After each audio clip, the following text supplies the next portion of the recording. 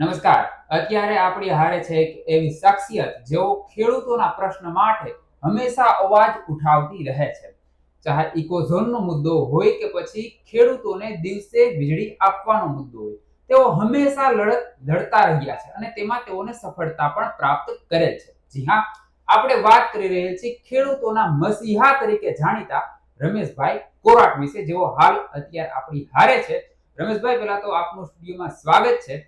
અને મારો પહેલો સવાલ આપને એ રમેશભાઈ, કે જે રીતે હાલના દિવસોમાં આપણે જોઈએ છીએ કે ભાઈ ખેડૂતો વિવિધ પ્રશ્નોને લઈને આંદોલનના માર્ગે છે, અને જેમાં ખાસ કરીને આપણે જોઈએ કે જેતપુરમાં આજે 8મો દિવસ છે આમરણાંત ઉપવાસનો. રક્તદાન પણ ત્યાં કરવામાં આવ્યું ખેડૂતો દ્વારા, તમામ રેકોર્ડો પણ તોડી નાખવામાં આવ્યા છે રક્તદાનના. તો આજે ખેડૂતોને આંદોલનનો માર્ગ પકડવો પડ્યો છે, આંદોલનના માર્ગે છે.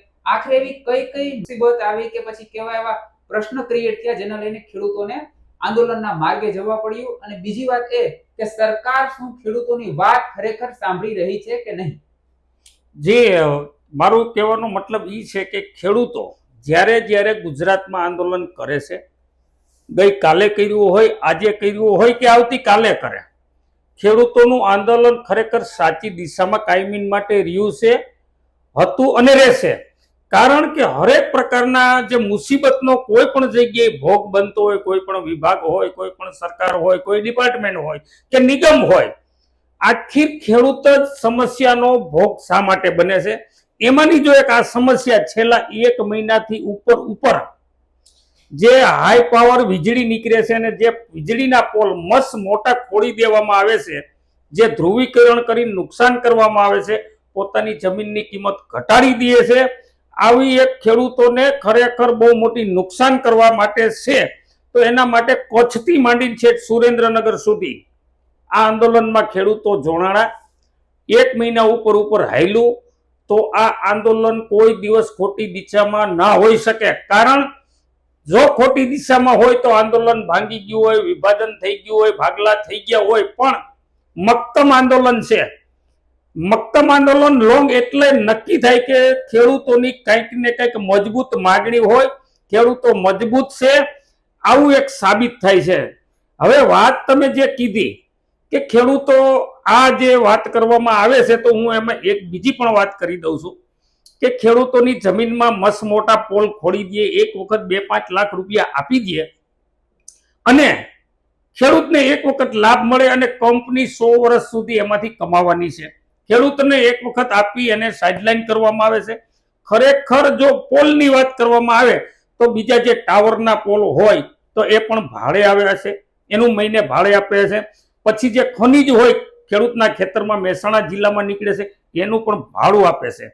તો હવે આ ખેડૂતો જે જેતપુર છે, સુરેન્દ્રનગર કોટ ગામના ખેડૂતો જે પોતાની માંગને લઈને વળગ્યા છે કે ખરેખર હું એમ કહું કે એનું દર મહિને ભાડું ચોક્કસ હોવું જોઈએ. શા માટે? કે ખનીજ વાળા પણ ભાડું આપે છે અને જે કંઈક ટાવરના છે, મોબાઈલના ટાવર છે, એનું પણ ભાડે જ આપે છે.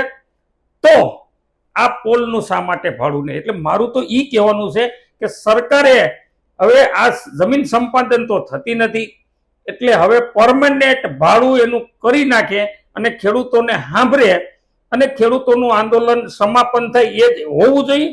પણ તમે જે કીધું કે જે અહીંયા રક્તદાનનો કેમ્પ કરવામાં આવ્યો, એમાં રેકોર્ડ તોડી નાખવામાં આવ્યા, એટલે એ એક ગુજરાતના ખેડૂત તરીકે સારી સદભાવના કહેવાય કે આંદોલન કરતા જાય છે અને એક સમાજની સેવા કરતા જાય છે. બ્લડ ડોનેશન એટલે મોટી બાબત કહેવાય. ખેડૂતોનું આજે એક ત્યાગ કહેવાય, રક્તદાન મહાદાન કહેવાય. હા, એટલે મારું કહેવાનું મળે ખેડૂત બહુ સમજદાર છે. એટલે આ બાબતથી પણ સરકારે આજે નિર્ણય કરવો જોઈએ કે ખરેખર ખેડૂત રક્તદાન કરતો જાય, આંદોલન કરતો જાય. કોઈ ટ્રાફિકની સમસ્યા નથી, કોઈ સરકારી મિલકતને તોડફોડ નથી કરતા, ઓનલી ફોર ગાંધી ચિંધ્યા માર્ગે આંદોલન કરે છે. એટલે બહુ ખેડૂત સૂઝબૂઝથી, નથી કોઈનો ડરાવ્યો ડરતો, નથી કોઈનો ભોરાવ્યો ભરતો કે નથી કોઈની વાતમાં આવીને કરતો, ઓનલી ફોર પોતાના હક માટે આંદોલન કરે છે. આ માટે સરકારે ખરેખર વિચારી અને 5-25 ખેડૂતોને નહીં, હું તો એમ કહું જે ગઈકાલે જે ઘટના બની કે એના જે સરકારી જે માણસો આવી અને કીધું હતું કે મુખ્યમંત્રી પાસે આવો, ખરેખર હું તો એમ કહું કે આ લોકોએ જે મહિના દિવસ ત્યાં પોતાનો સમય બળાવ્યો, જો કૃષિ મંત્રી ને મુખ્યમંત્રીએ ખુદે ત્યાં આવવું જોઈએ કોટગામની અંદર અને કેવું જોઈએ કે ભાઈ તમારી સમસ્યા અમે સાંભળવા નથી આવ્યા, સોલ્વ કરવા આવ્યા છે. જો આવું બને ત્યારે જ ખેડૂત ખરેખર એના આંદોલનની જે કઈ દિશા છે એ સમાપ્ત થાય. અને સાંભળવાનું સરકારે ઘણી વખત મીડિયા દ્વારા પણ હું કહું છું કે ભાઈ ઘણી વખત એવું કે ભાઈ સમસ્યા સાંભળવામાં આવી, સાંભળવાની શું બોલો, એનો શું મતલબ? સોલ્વ થવો જોઈએ. સાંભળવું એટલે હું બધાનું સાંભળી લઉં, સોલ્વ ના થાય તો મારે સરકારમાં રહેવાની કોઈ જરૂર છે નહીં. જી બિલકુલ, સોલ્યુશન હોવું જોઈએ, ફક્ત સાંભળવાથી નિરાકરણ નહીં આવે. અચ્છા, ખેડૂતનો જે અન્ય વિષય પર આપણે જઈએ તો હાલ આપણે રાજ્યમાં ખાસ કરીને નોર્થની સાઈડમાં જોઈએ તો ખાતરની અછત હોય તેવી વાતો બહાર આવી રહી છે. આ કેટલી ગંભીર બાબત કહેવાય અને સરકારે આ અછતને પૂરી કરવા માટે કેવા પગલા તાકીદે લેવા જોઈએ? હવે ખરેખર જે સમસ્યા મેં તમને પહેલા જ કીધું કે કોઈ પણ ડિપાર્ટમેન્ટ હોય, સરકાર હોય, પીજીવીસીએલ હોય, સંઘ હોય કે પછી વીજળીનું હોય, ખેડૂતોને કેનાલની હોય, આ તમામ સમસ્યા આશરે ખેડૂતના ઘરે જ જાય છે. એમાંની એક આજે તમને વાત કરવામાં આવી કે ખાતરની સમસ્યા લગભગ વર્ષો થયા છે, પહેલા નહોતી. હવે ખરેખર સરકારે આજે કાલે મેં સાંભળ્યું છે કે છોટા ઉદયપુરમાં 4 દિવસ થયા ખેડૂત, ગુજરાતનો ખેડૂત લાઈનમાં, મગફળી વેચવા જાય તો લાઈનમાં, ચણા વેચવા જાય તો લાઈનમાં, ઓનલાઈન કરવા જાય તો લાઈનમાં, ખાતરમાં લેવા જાય તો લાઈનમાં, મારા ખેડૂત નોટ બદલાવા નોટબંધીમાં તો કે લાઈનમાં, હમણાં થોડા દિવસ પહેલા ડીઝલ પેટ્રોલમાં તો કે લાઈનમાં.